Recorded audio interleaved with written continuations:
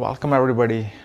आज जो हमारा वीडियो है वो बहुत ही ज़्यादा इम्पोर्टेंट है। आज हम बात करेंगे कि आत्मा हमारे मस्तक में ही रहती है या फिर हृदय में। इसमें भी जो पॉइंट ऑफ व्यूज़ हैं, जो दृष्टिकोण हैं, दोनों में भी काफ़ी चीज़ें एक दूसरे को काटती हैं।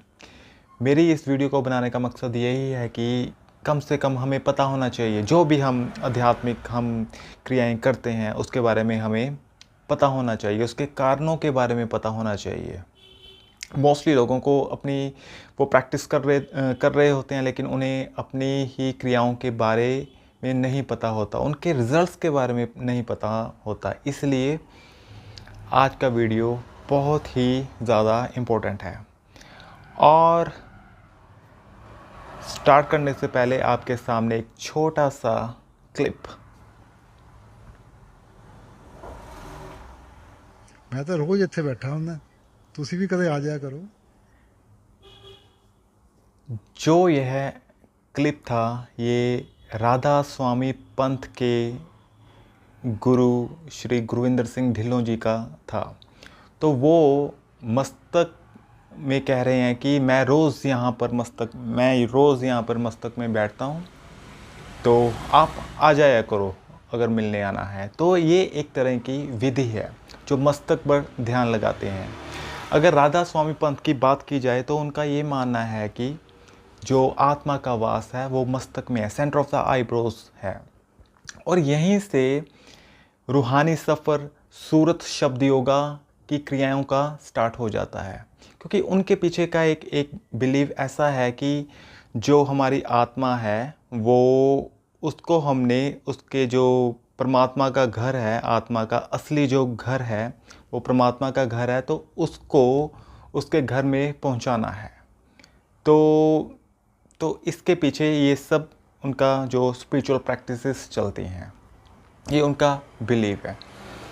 अगर मस्तक पर के ध्यान के बारे में हमें थोड़ा सा डीपली अगर हम स्टडी करें तो ये कोई नई बात नहीं है। ये अगर हम अपनी हिस्ट्री में जाते हैं तो जो हमारे हठ योगी होते हैं या फिर कुछ सिद्धास होते हैं, ये सब, या कुछ नाथ संप्रदाय में कुछ ऐसी प्रैक्टिसेस होती हैं जो ये प्रैक्टिसेस करते हैं, मस्तक पर ध्यान केंद्रित करते हैं। इसके जो रिज़ल्ट्स हैं, अगर रिज़ल्ट के बारे में बात करें तो इसमें सुपर नेचुरल पावर्स या कुछ शक्तियाँ हमें धीरे धीरे आने लग जाती हैं। धीरे धीरे आउट ऑफ बॉडी एक्सपीरियंसेस होने स्टार्ट हो जाते हैं। अनदर डायमेंशन में, अनदर रैलम में आपका धीरे धीरे प्रवेश होना स्टार्ट हो जाता है। ये कहानी कहीं ना कहीं चेतना की है। जितनी चेतना हमारी उच्च स्तर की होगी और वैसे ही चेतना के हिसाब से हम वैसे ही उच्च स्तर के लोगों में हमारा प्रवेश होना शुरू हो जाएगा। तो ये सारा का सारा प्रैक्टिस चलती हैं। और अब बात करते हैं जो दूसरा पहलू है, और वो है जो हृदय का सेक्शन है। एक बार हनुमान जी से किसी ने पूछा कि कहाँ हैं आपके श्री राम, और तो हनुमान जी ने सेंटर ऑफ द चेस्ट दर्शन करवा दिए कि अपने प्रभु श्री राम के। तो यहाँ पर ये सारा का सारा हमारी हिस्ट्री में ही है, इतिहास में हो चुकी हैं ये चीज़ें। तो कहीं ना कहीं जो बिगनर्स होते हैं वो थोड़े से समटाइम्स कंफ्यूज हो जाते हैं कि यार ध्यान हृदय में लगाएं या फिर मस्तक में। कोई आत्मा को हृदय में बोल रहा है और कोई मस्तक में, तो समटाइम्स कंफ्यूजन हो जाती है। तो आगे जाने से पहले मैं आत्मा के बारे में क्लियरिटी देना चाहता हूँ। पहले हम जानना चाहिए कि आत्मा है क्या।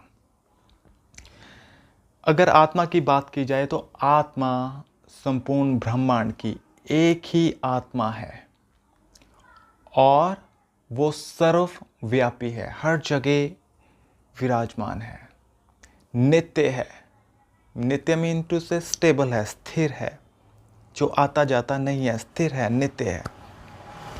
और उसके साथ वो गुना अतीत है, निर्लेप है। मीन टू से प्रकृति के गुणों से भी वो बियॉन्ड है, उससे भी वो परे है। गुणों का कोई लेना देना नहीं है आत्मा में। और यहाँ से एक और बात याद आ गई कि जहाँ तक श्रीमद् भगवद गीता की बात है, तो वहाँ पे एक बार अर्जुन ने पूछा कि भगवान, मैं आपको जानूं तो कैसे जानूं? मुझे वो डोर बताइए कि कहाँ से मैं आपको जान सकता हूँ, मुझे वो रास्ता बताइए। यहाँ पे जो श्री कृष्ण है वो डोर के बारे में बताते हैं, वो जहाँ से हम एंट्री ले सकते हैं। तो वहाँ से श्री कृष्णा कहते हैं कि मैं सब प्राणियों के हृदय में स्थित आत्मा हूँ। तो यहाँ पे थोड़ा सा कन्फ्यूज़न डबल हो जाती है कि यार श्री कृष्णा ने बोल दिया कि हृदय में हूँ, और कुछ जो हमारे संत हैं, जो ऋषि मुनि हैं, वो मस्तक पर ध्यान लगाते हैं। तो मस्तक पर क्यों लगाते हैं अगर हृदय में है? कुछ हृदय में भी मानते हैं और कुछ मस्तक में आत्मा का वास मानते हैं। लेकिन थोड़ा सा डीपली मैं यहाँ पर दोबारा समझाना चाहूँगा कि यहाँ पे जब अर्जुन ने सवाल किया कि मैं जानूँ तो कैसे जानूँ, ये जानने का रास्ता है। मीन टू से अगर हमने सेल्फ की जर्नी करनी है तो वहाँ पर श्री कृष्णा ने कहा है कि मैं सब प्राणियों के हृदय में स्थित आत्मा हूँ। तो यहाँ पर जो कहीं ना कहीं जो क्लियरिटी मिलती है कि जो हृदय है कि कहीं ना कहीं वो इम्पोर्टेंट पार्ट अदा करता है। अगर ये 2-3 पहलू हमारे आ चुके हैं तो यहाँ से आगे मैं एक साइंटिफिक तौर पर बात करना चाहूँगा, कहना चाहूँगा वैज्ञानिक तौर पर, कि जहाँ तक ह्यूमन बॉडी का सवाल है, हमारे शरीर का सवाल है, जब हमारा जन्म होता है और जब कोई भी बच्चा का सबसे पहले जो ऑर्गन बनना शुरू होता है, जो 9 महीने का प्रोसेस होता है, सबसे पहले जो ह्यूमन बॉडी का जो ऑर्गन बनता है और वो होता है हृदय। हृदय में 3 से 4 हफ्तों के बीच में के बाद वहाँ पर धड़कन आनी शुरू हो जाती है, तीसरे और चौथे हफ्ते के बाद। तो तीसरे और चौथे हफ्ते में ही जीवन का उदय शुरू हो जाता है, और यही हमारी प्रकृति हमें बताती है। जहाँ तक ब्रेन का सवाल है, दिमाग का सवाल है, तो दिमाग जो होता है वो 5वें और 6ठे हफ्ते में उसकी बनावट शुरू होती है। तो धीरे धीरे ये प्रोसेस हमारा प्रकृति का चलता है। ये वैज्ञानिक तौर पर मैं आपसे बात कह रहा हूँ। और उसके साथ जो हृदय है, हृदय से ही ब्रेन तक की यात्रा की जाती है। तो ये साइंस जो है, हमारी नेचर की साइंस है, वो भी हमें यही गाइड करती है कि सबसे पहले हृदय और हृदय के बाद ब्रेन की बारी आती है। जहाँ तक समर्पण का सवाल है, तो समर्पण हमेशा हृदय से होता है। जो हमारी साधना होती है, जो भी कार्य होती हैं, पहले मन से ही चीज़ें या हृदय से ही चीज़ों को किया जाता है, और वहीं से निष्काम भाव की जो भाव दशा है, और वो सारा का सारा हृदय से ही शुरुआत होती है। फीलिंग्स भी हमारी हृदय से ही स्टार्ट होती है, भक्ति भी हमारी हृदय से स्टार्ट होती है, और जो प्यार है परमात्मा के प्रति, वो भी हमारा हृदय से ही शुरुआत होती है। कभी आपने सोचा है कि अगर दिमाग से अगर इतना फोकस किया जाए तो दिमाग से कभी प्यार किया जा सकता है? क्या कभी सोचा है कि यार ये जो बंदा प्यार करता है, ये दिमाग से प्यार करता है, ये तो बड़ा टेक्निकल प्यार करता है? नहीं, ऐसा भी नहीं होता। सबसे इम्पोर्टेंट जो हमारी जो आध्यात्मिक यात्रा है, वो हृदय से ही शुरू होती है, और हृदय से ही सारी चीज़ों का जो जो हमारी जर्नी है, वो जितनी मिस्ट्री है वो हृदय से है। अगर हम मस्तक पर जाते हैं तो वहाँ से हम इस दुनिया से दूसरी दुनिया में जा सकते हैं, इजीली जा सकते हैं। आउट ऑफ बॉडी एक्सपीरियंसेस हो जाएंगे, कुछ नेचुरल पावर्स आ जाएंगी, और जहाँ तक जब हम दूसरी दुनिया में हमारे प्रवेश हो जाते हैं, उसके बाद कुछ देर बाद जब हमारे पुण्य क्षीण हो जाते हैं तो दोबारा शरीर में आना पड़ता है।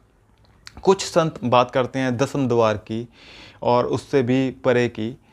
हाँ, 10वें द्वार हैं, उसके बाद 11वां भी है, 12वां भी है, 13वां है, और 14, 15, 16, 17 इन्फिनिटी काउंटिंग में है, जिसको आप गिनती भी नहीं जिसकी आप कर सकते। और अगर आपने पिकनिक में जाना है, अगर आपके पास समय कुछ ज़्यादा ही है, तो आप वहाँ पे प्रैक्टिस कर सकते हो, आप जा सकते हो, ट्रैवल कर सकते हो। तो सूक्ष्म शरीर आपका आवागमन कर सकता है। जहाँ तक आत्मा का सवाल है, जहाँ तक आपकी सेल्फ का सवाल है, जो है ही सर्वव्यापी, वो क्यों कैसे जाएगा? क्योंकि वो सर्वव्यापी है, वो क्यों जाएगा? अगर एक बार श्री कृष्णा से किसी ने पूछा कि माधव आप तो नहीं थे ना, तो श्री कृष्णा मुस्कुराए और कहा, कहाँ नहीं था, कहाँ नहीं हूँ, कब नहीं था, कब नहीं हूँ। जो है ही सर्वव्यापी, जो हर जगह विराजमान है, वो क्यों आएगा जाएगा? अगर आत्मा की बात की जाए, आपकी सेल्फ की बात की जाए, पता नहीं कितने लोगों को, कितने डायमेंशंस को आपने कवर अप किया हुआ है। आता जाता वो है जो किसी जगह पे ना हो, वो आएगा जाएगा। आपकी चेतना आती जाती है, सूरत कभी ऊपर चले जाएगी, कभी नीचे चले जाएगी। तो इसमें कोई बड़ी बात नहीं है, क्योंकि आत्मा के सामने ये सूरत शब्द का खेल या चेतना का खेल, ये सब बचकानी बातें हैं। ये एक खेल की, बच्चों के खेल की तरह हैं। ये वही बात करते हैं जिसने अपनी सेल्फ को नहीं जाना। हाँ, अगर आप कॉन्शियसनेस की गेम में आते हो, उसके खेल में आते हो, तो बहुत डायमेंशंस हैं, तो उसकी कोई गिनती भी नहीं है। तो सबसे, अगर आपने सेल्फ की जर्नी करनी है, मोस्ट इम्पॉर्टेंट जो आपकी जर्नी है, वो आपका हृदय है। तो हृदय से ही सब चीज़ों की शुरुआत होती है। तो अगर यहाँ पर डायमेंशन की बात है, तो नेक्स्ट वीडियो जो हमारी होगी कहीं ना कहीं डायमेंशन पे होगी, कि कैसे दूसरे लोगों में आप ट्रैवल कर सकते हो। जैसे जैसे आपकी चेतना उजागर होगी और वैसे वैसे उन लोगों में आपका प्रवेश हो जाएगा। लेकिन उसके बाद भी दोबारा यहाँ पे आना पड़ेगा, क्योंकि जब आपने शरीर धारण भी नहीं किया था, तब भी आप शरीर के बाहर थे। तो शरीर जो हमें मिला है, ह्यूमन बॉडी मिली है, तो वो परमात्मा की ब्लिस से है। 9 द्वारों के बीच में रह के ही आप खुद की प्राप्ति होनी चाहिए। 10वें द्वार के बाहर तो भाई इतने प्लैनेट्स हैं, इतने लोग हैं, तो वहाँ पे जो आप कंफ्यूज हो जाओगे, तो वहीं पे आपकी जो यात्रा है अधूरी रह जाएगी। यहाँ पे शरीर धारण करना ही पड़ेगा, क्योंकि ये यात्रा 9 द्वारों के बीच में ही है। जब आप खुद की सेल्फ को नहीं जान लेते, खुद को नहीं जान लेते, अपने अस्तित्व को सर्वव्यापी नहीं में मीन टू से जो सर्वव्यापी है, आपको खुद के बारे में नहीं जान लेते, उतनी देर तक ये आवागमन चलता रहेगा। एक गुरबानी में लाइन आती है कि जिंदे जी मुक्ति करनी पड़ती है, अपने शरीर में रह के सब चीज़ों की प्राप्ति करनी पड़ती है। खुद से भागने का ये मार्ग नहीं है कि आप शरीर से बाहर चले आओ। भाई शरीर से बाहर तो आप पहले भी थे, जब आपका जन्म नहीं हुआ था। तो क्यों आए? यहीं पे क्यों आए? शरीर क्यों धारण किया? यही धारण किया क्योंकि खुद को जानना अभी भी शेष है, बाकी है।